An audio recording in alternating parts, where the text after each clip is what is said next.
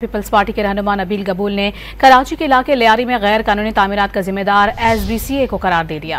Media से गुफ्तगू में कहा कि DG SBCA खतरनाक आदमी हैं, उनको कुछ कहेंगे तो ऊपर से फोन आ जाएगा। सबसे बड़ा करप्ट इदारा हमारा SBCA है।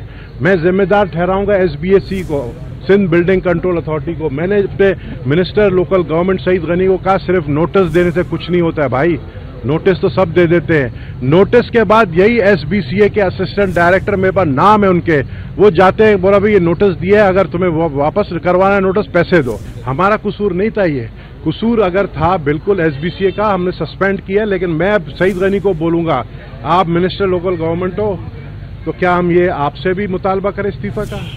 आप तो SBCA के मिनिस्टर हो, तो बेहतर ये है कि ये सिर्फ सस्पेंड नहीं होने चाहिए बल्कि अरेस्ट होने चाहिए। मेरे तो फोन पे डायरेक्ट DG जो है SBCA वो फोन नहीं उठाता है। एक MNA के फोन के ऊपर जो है वो कार्रवाई नहीं करता है। कहा जाता है DG SBCA जो है बहुत बड़ा एक जो है बहुत पता नहीं कौन है, खतरनाक आदमी है। भाई इसको कुछ बोलोगे आपको फोन ऊपर से आ जाएगा।